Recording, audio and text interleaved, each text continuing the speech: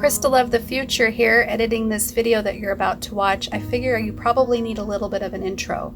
It's called Fall in Therapy. Yes, that's right. That means you're going to watch me fall and you're going to watch my therapy session. We normally record our therapy sessions when we don't feel everybody is present in the headspace and we really want everybody to hear what we're learning and talking about in therapy. But I don't always share these videos, so I don't know how long I'm going to keep this video public. What you're about to watch is me falling and hurting my knee. The reason why we share the fall, even though it's super embarrassing to watch us fall, is because it's part of the story that's happening to us this past month. It's part of our trauma healing. You want to know how bad I hurt my knee? I have a torn PCL, a torn meniscus, and a torn ACL with an incomplete fracture. If you don't have anything nice to say, just move along. Or bottom line, just be kind. This might be a secret video because if I've published it publicly, I don't know how long I'm going to keep it up for. It's kind of embarrassing. All right, so you're going to watch the most embarrassing thing I've ever posted on the internet, and that's falling. All right, thanks so much, and see you on the next video. Do you remember your childhood? We didn't. Not until we started digging around our brain and we found our noodles. Hi, my name is Crystal and we are the Noodle System. We are not an educational channel. We are just sharing with you our personal video journals as we try to discover our rainbow noodles. If you identify with anything that we are saying, please comment below. Thanks so much.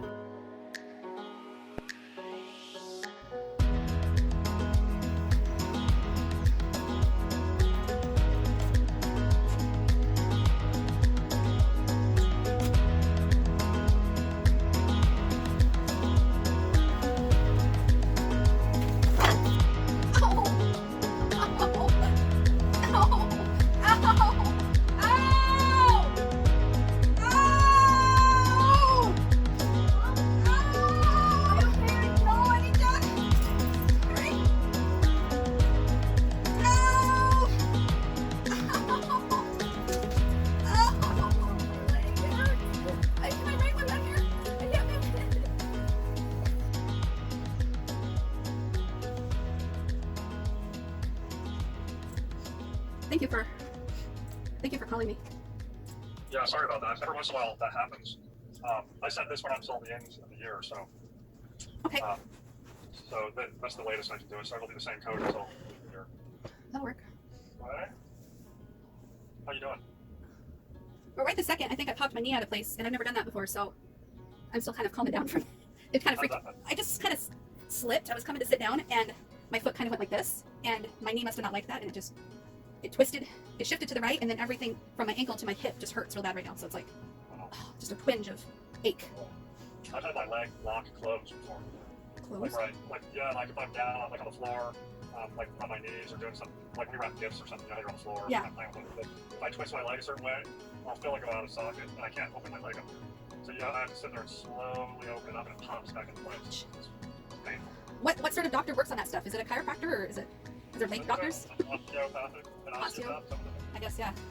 I'm just like in shock because my mom's always had knee problems and my sister's always had knee problems, and they've talked about popping their knee out of place, and I'm just like, I'm glad I don't ever have that issue. And now here I have an issue, and I was just, I thought I broke my leg or something. It was a shock. That'll probably be sore for a little while. Yeah. So, FNLA paperwork. I went for it and took a look at it. There's a section, I've got to find out, but there's a section that I need to fill out. And is this something that you turn in once the paperwork's completed? Yeah. Okay. So what I'll do then is I'll fill out, just most of it you would fill out. So I'll fill out what I need to fill out and I'll email it back. Okay, that'll work. Okay. I took a day off today, so, yeah. If I'm gonna do more days off like this, my boss just likes to look out for me. She's known me forever, so it's really just to cover any questions that come up. You know what I mean? Right. It's a good idea. Can't get my leg covered. Yeah, it's like I thought stretching it out would help it, but that didn't help, and then I thought that bending it would help, but that doesn't help. So it's in pain a lot right now. I'm just not used to it. I'm a big baby with pain. Do you take ibuprofen ever? For headaches I do. I can't remember where I had it last. Probably because it could be swelling up a little bit. That might help it. Yeah, that makes sense. So how have you been doing with the balancing act? You know, I like to compare it to opening up the cage and letting the birds out, letting the noodles out, so to speak, right? Mhm. And in a way, it freaked me out. It freaked my yellow noodle self out, because my yellow noodle self felt like we were doing so good with our balancing, with our CBT and all the mindfulness stuff, and we thought we were doing so great. And so when we let them all out, it felt like this chaos that came forward, and it felt like we were getting worse, right? Mhm. And then I went to that conference this weekend, and the woman that was speaking, if there was anything that I got out of it, it was the one sentence that she said that validated everything I was experiencing. She said, I'm not sure if I'm mixing things up, but she said in all the years that she's ever, this is it, okay. In all the years that she's ever known d.i.d. Patients, 30 plus years of experience, she's a therapist, and she helps them through their trauma, and she helps them uncover and put down those amnesia walls type of thing, right? Get everybody to work as a team together. She said in all the 30 years, she understands that suicide ideation is the darkest part of it, and cutting and self-harm and all that stuff. But in all the 30 years, she's never once lost anyone to suicide. Wow. And so she's not saying that it doesn't happen, but in all the years that she's noticed, she finds that d.i.d. is a lifesaver, because you have other noodles, so to speak, that save you from that darkness. Yeah, that makes sense when you really consider it. I mean, imagine having one personality that was intent on suicide. Right. And I felt that was the most validating thing that she could have ever said to me, because I felt like things were getting worse since letting open the cage, and the balancing and the falling into the water and drowning feelings and all of that stuff was coming back, and it was coming back 10 times harder than ever before. And it didn't matter how many times we pulled ourselves up within a day or a week or however long it was going on. I just felt like, okay, this is it. I'm losing my mind. And then after she said that, and I sat with it for a long time, I realized, so only some of us have learned the CBT and the balancing, where the other ones haven't had a chance to, and now we're teaching everybody. Now everybody's out of the cage, and now we're all getting a chance to talk, and we're all getting a chance to be validated and honored and listened to, and it is empowering to know that I'm not the only sane noodle where all the other ones are going crazy and trying to drive me into the same boat. No, Right. I've helped us survive this far. Now I'm just addressing things one by one, and it's hard, but it's not impossible, which I thought it was feeling impossible when it first started happening. So the balancing act, like you asked, is challenging, but I'm hopeful. Right, and just keep in mind, like I've always told you, it's not about how fast you do it. It's about continuing to move forward. Right. Or how fast or slow, staying on the path and continuing to move forward. You're going to have those days where you feel like it's impossible. But that will pass. And the more that you do this, the more you process, the healthier you're going to get, and the more balanced you're going to become. You'll have those days where you feel like you're backsliding, and you'll have to gain ground again. And that's all normal. Right. I mean, think about how long has it taken you to get to the point where you felt like you needed to balance yourself. This is a process. And that's why I thought it was right. That's why I thought I was losing it, because I remember how dark it had to get and how many times I had to fall before I was sick and tired of falling. And so if I think of it as several little children that keep falling and keep feeling sorry for themselves and keep feeling like a victim and keep going back to trauma, and it's like, okay, I get it. That's where you're at. So rather than shaming you or making you feel bad or disowning you or pretending you're not there, or I'm going to hold you and just say, hey, it's okay. You're going to get through this, and we're going to keep doing this until you're ready to stop going here with it. Right, and I remember us talking about the dark and black noodle and whether that was a necessary part of the group, and you said it was, and I believe in that too, because I believe that without the darkness, you never get to your bottom, and you never realize the need for going through this process. Right. Okay. So I was just talking about this analogy to myself today. If we have trouble over here and happiness right here, and we just keep bouncing between happiness and trouble and happiness and trouble and happiness and trouble, and we're so sick and tired of that, eventually the suicide worm, I like to call him, he's a black and white noodle, that's kind of like an earworm, where you get a song stuck in your head, and no matter what you do, you can't get rid of the song, right? So he wraps himself around every noodle, and every noodle is in agreement. Like, yeah, we'd be better off dead. Yep, makes sense. Yep. And then once it's almost like scooping or corralling the cows into one area, and it's like, instead of everybody being happy or everybody being troubled, now everybody's upset. Now everybody is in agreement about death for a second. And then all of a sudden one goes, no, wait, we're not going to do this. And then it falls in line, and then it's like, okay, now we're out of it. But without the scooping of the noodles into one spot, we'd still keep bouncing between troubled and happy, and troubled and happy, and troubled. So it's like a shooting off point. I don't know if I'm making any sense with that. No, that makes sense. Like the coach, I think I told you, in freshman year, that is on your case all the time, and you can't get them out of your head. And then varsity year, champions, you're done with school, and he pats you on the back, and you're like, thanks, coach, for riding me hard. Thanks for pushing me, because without the push into the darkness, we would never seek the light so darn badly. Yeah, it's true. Same thing with addiction. Without, you always hear that no one has to get to their bottom. Yeah. If you never get to that point, then you never recover. And a lot of people along the way enable us to prevent us from getting to that point. And they don't realize that they're not helping. Yeah, they're not helping. They're contributing to the problem. Right. And I'm sure some of the noodles at some points contribute in enabling noodles, right? Yeah. But the good news is that you've been able to get to that point, and now you're on the way back up. Yeah. So don't get frustrated. I know it's confusing and it can be chaotic and frustrating. So what did they say at the conference about? Did they talk about trauma processing? yeah, they talked quite a bit about it and how important it was to talk to the ones that are causing the problems. And if you have ones that don't want to talk, she's even talked about how you got to ignore that one.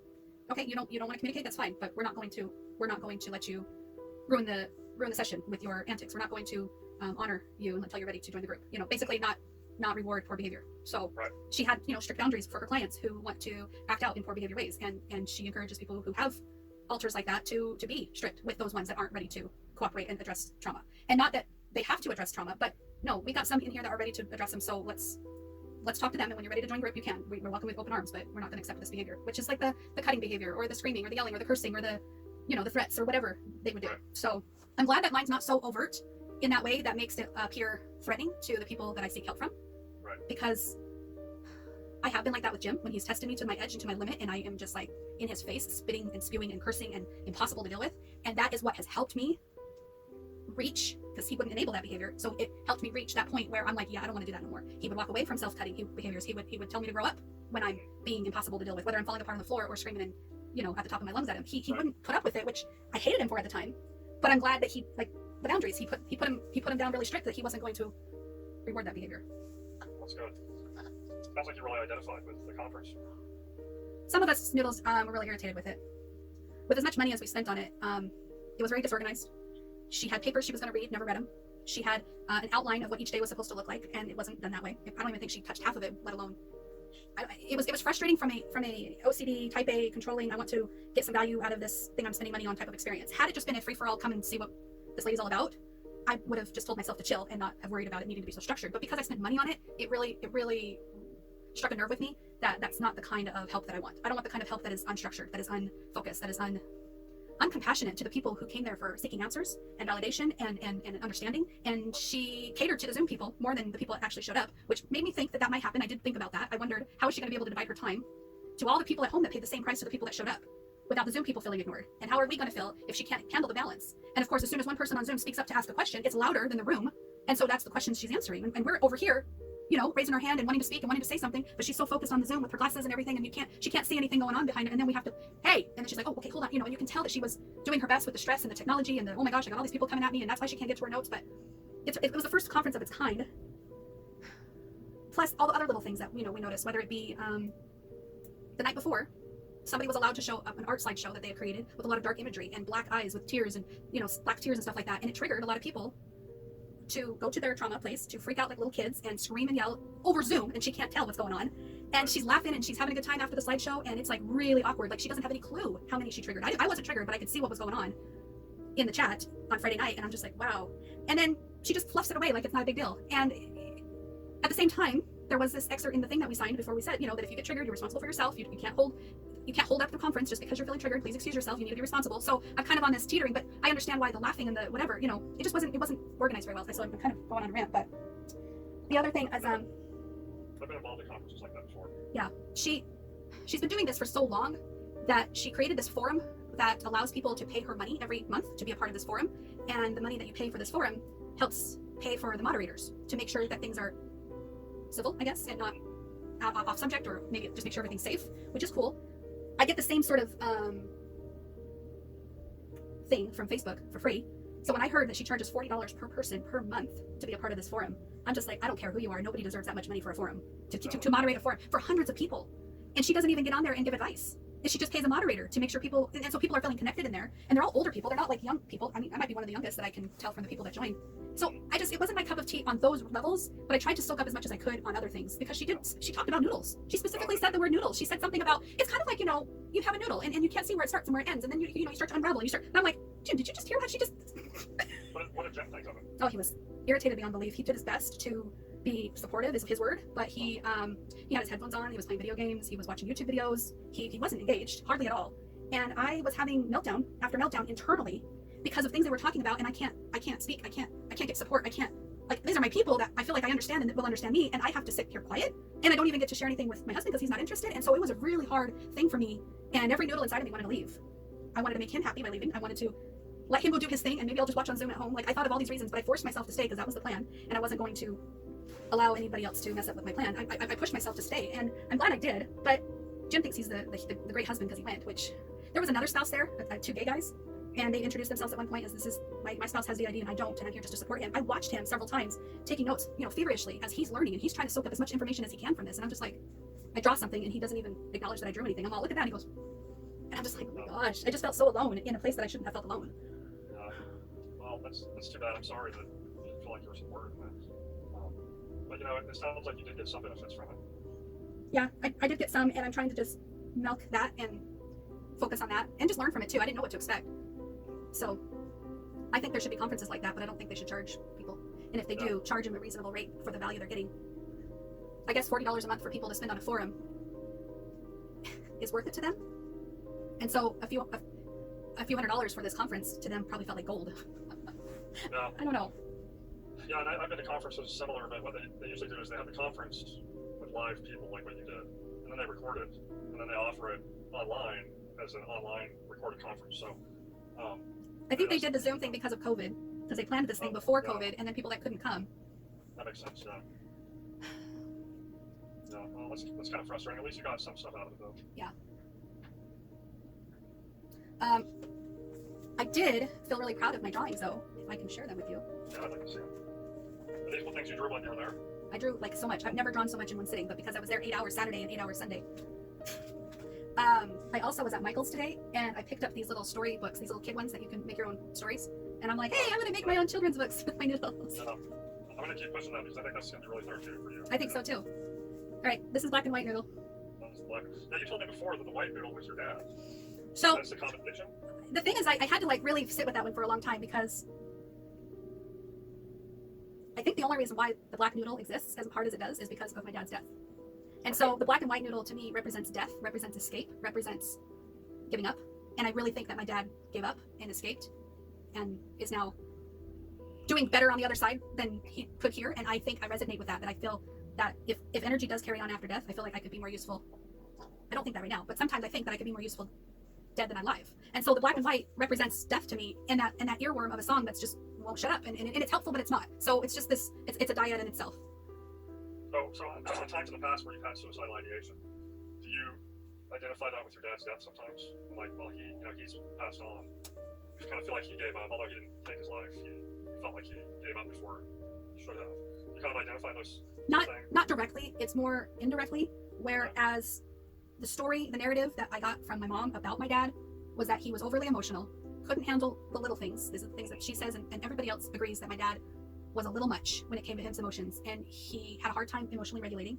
And he probably caused the cancer within inside himself, because when you're overstressed and not self-regulating and not taking care of yourself mentally, physically, all that stuff, you're basically asking for death.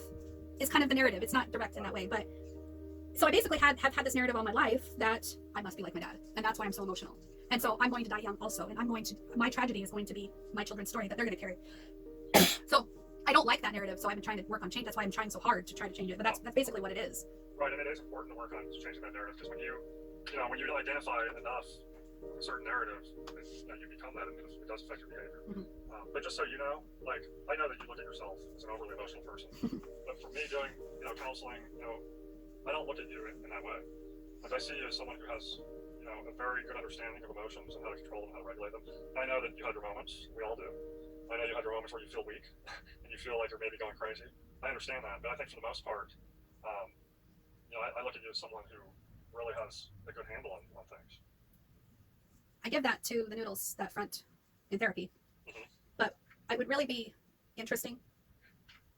It would be really interesting if I would never want to. It's not something I look forward to doing, but what my husband witnesses when I'm in my darkest hours, and I recall bits and pieces later, it's horrific. It's not me. It's not the regulated. It's not wise mind. It's not me. So that's why the noodle thing seems to fit, because I don't identify with that part when I'm this part, and that part doesn't identify with that part with this part when they're that part, and it's so difficult to get everybody on the same page. And I beat myself up about it for years until I recognized them as separate parts of me that need healing, not one person that needs healing. Because yellow noodle is healed in a lot of ways, and not at all needing more therapy. Like when I first started with you, what do we need therapy for? It's like, well, I understand that, Crystal, but what you need to know is that there are people that come into therapy that no part of them knows how to regulate themselves emotionally. Right. That yellow noodle is a part of you, and I know you feel like it fronts and can use as a mask. I understand that, but at least there is a part of Crystal that understands that. And that's the idea behind balancing yourself, is that when you need that, you have it there. Right. And you need to be able to focus on allowing that noodle to heal those other noodles that need that healing. Right. Every noodle, some of them have positive traits, some of them have negative traits. Some of them have positive defense mechanisms, some of them have negative ones. I'm sure some of them have positive coping strategies, some of them have negative coping strategies. So you need to take the good and the positive and the ones that are healed and strong and allow those to influence the other ones. But there is a part of you that understands emotional regulation. And and I would beat myself up for not remembering that when I was the other. And believe me, Crystal, like for the most part, when when we meet people just randomly and we think, oh, this person has it all together. Right. They never do. They never do. We all put on a front to a certain extent. We meet people every day, and we're always our own worst enemies, so we always assume other people have it more together than we do. And so I know and understand that we all have issues we struggle with that nobody else knows about, things that nobody else sees, because we're all good at putting our on our best face when we're in front of people. So there's part of that that's very normal. If the forgetting wasn't so bad, I don't think I would have so much trouble with the two extremes. Right. So I think I told you I was. There's a disconnect because of the disassociation that kind of prevents one noodle from helping another. Exactly. So what I've been learning is that by doing the video journals and stuff, that's really helped brought down those amnesia walls, where now I can review those videos and remember, oh wow, wow. And I don't remember making those videos, and I don't remember feeling that way, and I don't remember, and the amnesia I didn't think was that bad until I'm reviewing and I'm reading journal entries and I'm talking to Jim and I'm like, wow, I really do this all the flipping time, where I say one thing and have absolutely no memory of it. I think I told you that I was going to get the evaluation from the neuropsych. I spoke to a psychiatrist, his name is, and I was so flipping nervous on Thursday, crying my eyes out moments before the phone conversation started. And I tippy-toed around it and then finally laid it out and told him about the noodles and told him about the disassociation between another and how I can depersonalize myself from who I was 5 days ago compared to who I am today and stuff like that. So they're going to do more tests and look at the cognitive functioning and compare my memory tests from this year to last year. And they said there was more things they could do to look at the disassociation. Today, I tried taking a Beck depression inventory. It was 21 questions. And I've always had trouble with these sorts of things because one might be louder than the other, and so I just go with the loudest one. But then I've been told that my tests are inconclusive or inconsistent, or I'm over-reporting because things don't match up. And so I'm looking at this test today, and nothing seems louder than another. They're all saying, like, yellow and gold and orange are like, we're not depressed. No, this isn't our experience. But I know those ones are, and so I wrote out this whole long list of my answers, which don't really answer the question. And I sent Dr. an email asking if I could answer this test in a couple times in a couple different ways, because I don't want them to test for depression. I know I've got some depressed noodles. Yeah. But that's just one example of how my personality evaluation from last year was skewed, and how if I do another one this year, it's going to be skewed. I can understand that. That would be difficult because it depends on who's fronting at the time. Right, and right now they're all. I like to call it like the front seat of the car, where they're all telling the Uber driver where to go, and I feel like they're all right there, waiting to grab their turn at the mic. And it is so chaotic because I'm not shaming any of them, telling them to go sit down, go back to your seat, go hide in the trunk. I'm not talking to you. I ain't listening to that one. I'm not doing that anymore because that isn't helping me. I need to listen to them. Right. We just need to come up with a systematic way to do it, and that's where I'm just driven. So let me ask you this: so how much are you able to, like, I know there's some disassociation, right? So when different noodles front, like, so you look at yellow noodle as kind of the most true to who you really are. Not really. She's a toxic positive person. Okay. Where, like my mom, trained to not look at anything negative because it might trigger us. It might trigger something. It might. So we're not listening to anything negative, right? Where I really feel the mint noodle is what color I've assigned her to be, the one that screamed, the one that I actually heard scream. I think it was October of last year or something, where my husband had just gotten done yelling at me, and I heard, "Don't make me go back in there." Right. Yeah, you told me about that. And so it's almost like this little girl who's ready to grow up and start talking, and start speaking truth, and start being who she really is. And she's gone through speech therapy all these years of therapy, the last 3 or 4 really, when I really tried to figure out my truth, right? And so we're practicing her truth, kind of like speech therapy, and now she's ready to talk. And so that's more closest to me because she can see the negative, she can see the positive, and she's like this awareness that isn't toxic positivity and isn't toxic negativity. So you feel like you identify with the mental and the mouse? I mean, I really can identify with all of them, but that one seems to be my core. Okay, so when you're going through and doing processing and working on your drawings and all of this stuff where you're trying to balance yourself, which noodle would you say is the one who's the front noodle in those times? I think it changes so often, it's hard to say. Okay, so there's not really one. Like we were floundering without Kathy in early July, right before we went on our vacation, and the meltdowns, and we couldn't figure stuff out. We were like, what are we supposed to do? And so we took a poll, we took a vote, and Orange volunteered to be the host, which is not emotional. Let's just get work done. And she's like the Uber driver, just being told where to go. Okay, and she subscribes everything. Like she writes everything down that's being said. She's just the worker, no emotion with it. So as I'm explaining things to myself and I'm listening and I'm just, okay, no emotion, just listen. So that seems to be the one that's processing things without falling apart, if that makes sense. Not triggered. Yeah, so it's not triggered. And yeah, the mid one can get easily triggered because she was betrayed at 7 and stuff. You know what I mean?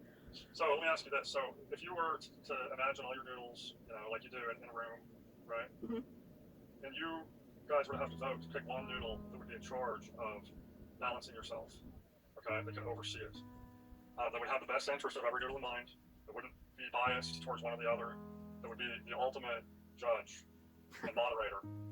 Which one would you pick?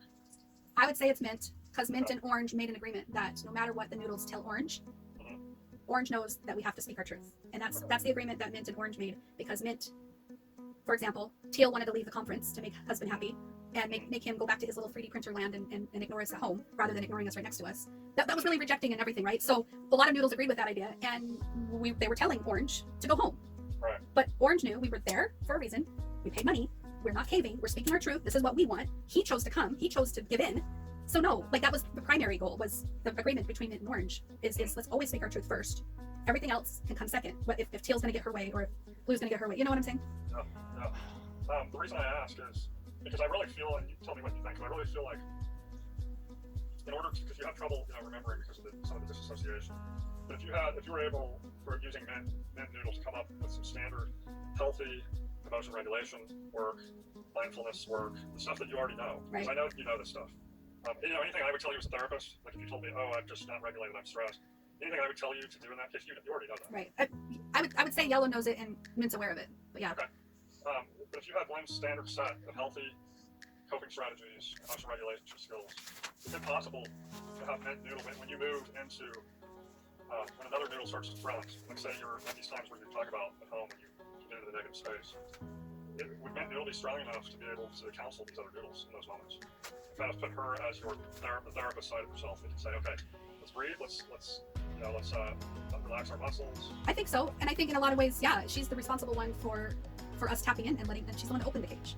Right, she's the one that can be trusted. Right, because when we're emotionally dysregulated from a board game with our husband, right, everyone's having their reaction that they want to do, and I hear Mint noodle go, let's go to the bedroom, let's go to the mint colored bedroom, let's go, and that's why we assigned her that color, is that's our safe place. Let's go there and let's figure this out. And then it was just, all right, what's going on? Talk to me. So yeah, I agree with that. I just hadn't really put it in words like that, but I like that. Yeah, I think that would be healthy because it's important to let everyone speak the truth and to heal everyone. But if at some point, it's kind of like if you picture a family, if you look at them as a family, there's some benefit to having them all together, but having someone that's kind of trusted to be the one that is the responsible one, the one to make sure things are going to hand. And what you don't want is to have family members off on their own conspiring against others. Right. And I think she is like the glue that's kind of balanced between the two camps. I like that. So if you can focus on, when you do switch and have different noodles that are fronting, if you can try to focus on allowing this Mint noodle to just be there in the background, moderating, almost as a protective factor. Right.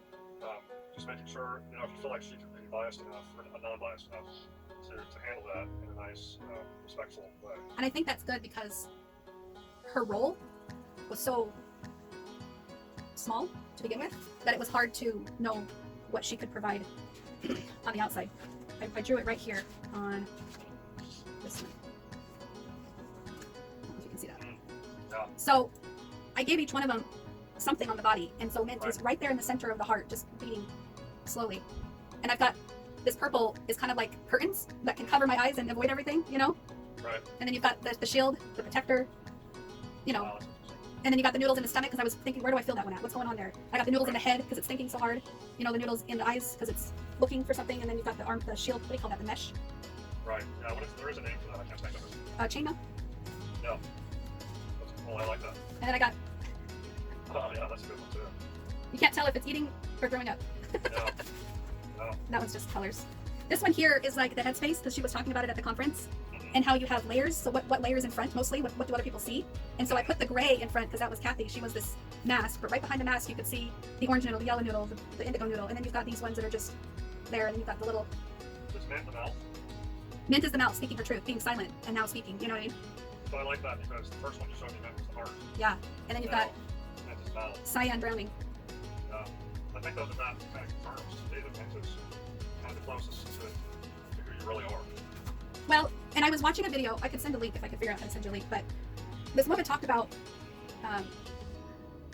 structural dissociation theory and how you have the apple, and if you cut it up in slices, at the core of the apple is this round core, and everything around it is slices, and if they're all open when we're children, babies, right, over time we're supposed to fuse together, integrate into one personality to the core of who we are. Because the screaming baby doesn't know that it was just fed and loved 10 minutes before, and the one that was loved doesn't remember about screaming. So they have that amnesia wall barriers in between each of the slices, and over time they start to trust their environment and trust their caretakers and trust, where they know who they are, whether their caretakers are around for them or not anymore. You know what I mean? Right. Whereas when you have trauma, they don't get a chance to come to the core. So some might be out here and some might be closer to the core. So the core of who Crystal is might be the 7-year-old mint noodle. Yeah. All my life I thought it was yellow noodle, but yellow noodle was just the noodles you could see behind Kathy's mask. Right? She was just as oblivious to everything as Kathy was. And some of these other noodles through this process, and then we talked about the idea of eliminating some of them, but at the very least, some of these ones, once they're healed, if you feel like they're more of a negative influence, you have to weigh that with each one. You know, is this going to be, once they're healed, you don't want to make judgments before they're healed. But, right. And because they all have parts of me, I can't, it's like eliminating a part of me. Because every child has good and not so good about them. So, of course, I want to heal them to the point where I use their story for a more productive source in my narrative and help me. I would rather do a fusion or an integration, or let's all figure out how to work together with this black and white noodle and all that stuff, rather than have this talk about eliminating, because that just feels like drugs or a lobotomy. I think a better word would be to allow them to be dormant. Still there, but just they serve their purpose. I don't even know if I want dormant. I'd rather them come up and get therapy and get healed. Right. But what I'm saying is, if you ever find through this process that one of them is inherently negative, and even after being healed, is more of a negative influence. Yeah. Maybe not even dormant, but just somewhere in the background, serving as a memory of, okay, this served a purpose. This is part of it. And really had a large influence on me. But now I've allowed the more positive ones to take more of a primary role. Sure, but I don't want to be only positive too. Like I come up with all my, she's funny, but she's friendless. She's a leader, but she's loud. So she comes off as bossy, but she's a leader. I don't want to get rid of her. I don't want her to go dormant. I just want her to learn how to be a leader, and more so than the bossy type of leader. Learn how to be a good leader and an influence leader. So I'm not, because that feels like putting them back in the cage to do that. Here's a good example. Like I struggle with addiction, right? Mm-hmm. So that's a part of me from my past. And I would never want to, I would never change things if I could do it over again, because I feel like that going through that addiction, those addictive traits, that addictive personality, me being able to overcome that addiction, is maybe a stronger person than I ever would have been without. Right. And if so that's a part of me I would never want to change, but there is a part of me that has to keep it under control. Sure. So it's still there. I don't ever allow it to take a dominant role in my life, because if I allow that one to take the dominant role, right, I'd go right back into it. And I think that's where allowing them to front right now prevents any of them from being dominant. Right. And I think I like your idea of letting mint be dominant when there's need for some emotional regulation, or even yellow to be dominant when we need to strive for something positive right now. We're feeling pretty dark. What you got for me, yellow? And ask her for some uplifting something. Sure. No, makes sense. I've got 2 more things I was going to read. I don't know how much time we have though. Looks like it's just now 4:07. Oh, I had my list of things I wanted to get out of therapy. That's what I was thinking about. And then the other one was a journal entry that I wrote in the codependent group, not the d.i.d group. And basically it was, people were given advice about someone who wanted to know how to get over the person they're addicted to. And I says, all of the above advice and mine below is easier said than done, of course, but eventually we got there. How? We had to get sick and tired of being sick and tired. And then we fell a few hundred more times, and that's when we finally were ready to see ourselves as 2 levels of us. We have the level of self that's addicted to the man, and we have our wise mind.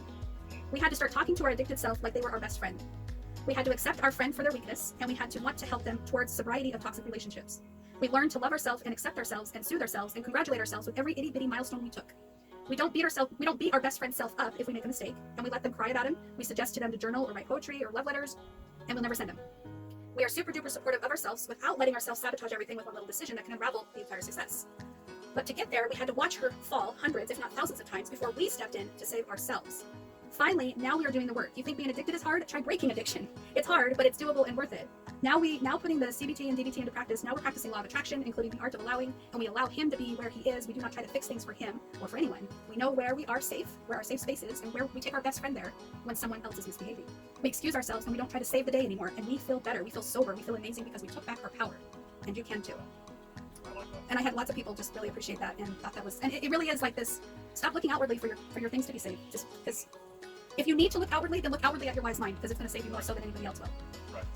Absolutely. I like that a lot. And it was kind of talking about my duality, my Yeah, plurality. it was back then, yeah. It was for sure. I noticed that. Wow. This is one more drawing I was really proud of. Oh, I like that. I was wearing a purple headband. So the purple is the avoider. And so it's kind of like a shield. Yeah, where I could put it over my eyes, blindfold, that's right. You've got the goody goody that wants to do good. She's what they call a legacy alter that tries to live up to the legacy the parents put on her. I didn't know these terms until I was researching. You've got the one that thinks she's so dang smart all the time, that's yellow noodle. You've got the one that thinks she can see into the future, so she's always giving us ideas in her ear, right? And then I'm choked by tail noodle and lime noodle. Tail is the codependent and lime is my husband interject, just constantly telling me what to do all the time. Right. And then we've got the one that is always rejected because she's not normal, right? She's laughed at and stuff. Really, really closely you can see the black and white in the eyes and the other colors. And yeah, the sexual alter has the shirt and stuff. But like, I really wanted to show this to somebody as I'm drawing it, listening, going, okay. It really gives me insight into the importance and the role of each altar. I think it does. It's like a visual statement of what I'm learning and what I'm figuring out. Yeah. All right, well, I probably have another client waiting. Oh, okay. So I will see you next week. I'll email you the paperwork once I fill out my section of it. Okay, sounds good. Thank you so much. All right. Yeah, good to see you. Yeah, you too. Thanks. Talk to you later. Yeah? Okay. Alexa, stop the disco lights. Can you hit stop on that? Disco lights doesn't support that. Matthew. What?